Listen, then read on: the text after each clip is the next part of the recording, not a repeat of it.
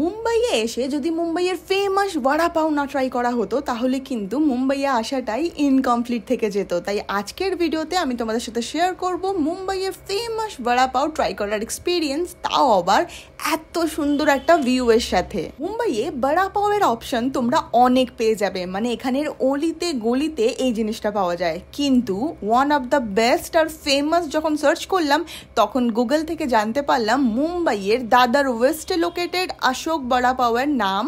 আর এই দোকানটা এতটাই ফেমাস যেখানে তুমি যখনই যাবে লাইনই পাবে, মানে তোমাকে লাইন দিয়ে বড়া পাও খেতে হবে। এটা জানার পরে আমার ইন্টারেস্টটা আরও বেড়ে গেল। আর এখানকার বড়া পাও ট্রাই করার পালা যে সত্যিই এতটা ভালো কিনা, কেন এত ভিড় হয় সেটা তো ট্রাই করলেই জানা যাবে।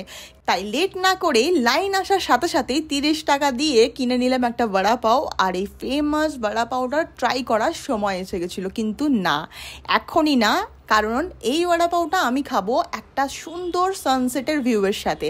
কারণ এই ফেমাস অশোক বড়া পাও থেকে জাস্ট ওয়াকিং ডিস্টেন্সেই রয়েছে দাদার চৌপাতি, যেখান থেকে ওল্ড সিলিংকের পুরো ভিউ আর তার সঙ্গে সানসেটের টাইমে গেছিলাম, তাই এই সুন্দর ভিউটা দেখতে পেতাম।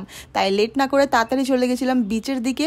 আর বিচে গিয়েই দেখলাম এত সুন্দর একটা সানসেট, আকাশটাও দুর্দান্ত লাগছিল।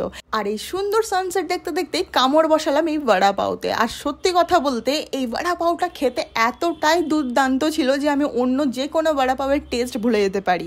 মুম্বাইয়ে আসলে তোমরা যে কোনো জায়গা থেকে বড়া পাও ট্রাই করে নাও, কিন্তু এই জায়গাটা থেকে অবশ্যই ট্রাই করো। সত্যি কথা বলছি, তোমরা একেবারেই নিরাশ হবে না, কারণ এদের বড়া পাওটা মুম্বাইয়ের যে কোনো বড়া পাওয়ের থেকে অনেক অনেক আলাদা। তোমরা যারা যারা আগে এখানকার বড়া পাও ট্রাই করেছো তাদের এক্সপিরিয়েন্সও কিন্তু অবশ্যই কমেন্টে জানাতে ভুলো না। আর যদি না করে থাকো তাহলে একবার হলেও অবশ্যই ট্রাই করো। যাই হোক, ভিডিওটা ভালো লেগে থাকলে লাইক করে দিও। দেখা হবে নেক্সট একটা ভিডিওতে। আজকের মতো এইটুকুই, টাটা।